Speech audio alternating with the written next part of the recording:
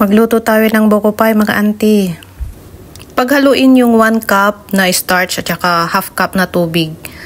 Ilagay ko na lang po sa description box yung buong ingredients ng ginamit ko dito sa paggawa ng buko pie. Sa kawali, pagsamasamahin ang evap milk, condensed milk, yung gata, tapos yung powdered milk, asin, tapos haluin hanggang matunaw yung powdered milk. Haluin mabuti para matunaw yung gatas, tapos saka nyo i-on yung kalan or yung apoy ng burner ninyo. Tapos tuloy lang ang paghalo. Pag medyo malapit ng kumulot, saka nyo idagdag yung tinunaw na starch. Medium fire lang po ang gagamitin natin dito para hindi po masunog yung ilalim, at kailangan po dito halo ka ng halo. Haluin ng haluin hanggang sa maging sticky na siya.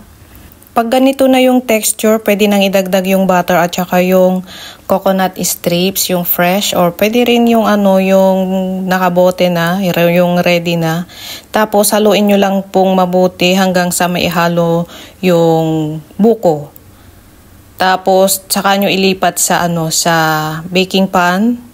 Lumpia wrapper po yung gagamitin ko dito na crush. Kailangan po medyo makapal yung ilalagay ninyo. Kasi ako, single layer lang yung nilagay ko dito.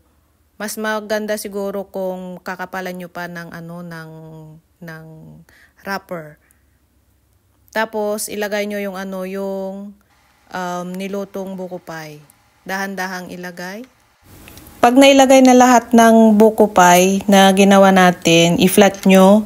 Tapos saka nyo i-fold yung yung wrapper sa ibabaw. Pwede kayong magdagdag pa ng para matakpan yung ibabaw niya. Tapos saka nyo i-bake. Kung wala kayong oven, pwede nyo gawin ito sa kawali. Kung wala po pala kayong butter, pwede ang margarine. So ganyan lang po yung ginawa ko, madali lang. I-bake nyo ng 180 degrees for 20 to 35 minutes. Depende po yan sa inyo. Hanggang mag-brown lang yung crush niya. Madali lang pong i-bake. Ayan, ito na. Luto na yung aking buko pie. First time ko na gawin ito. So, let's see how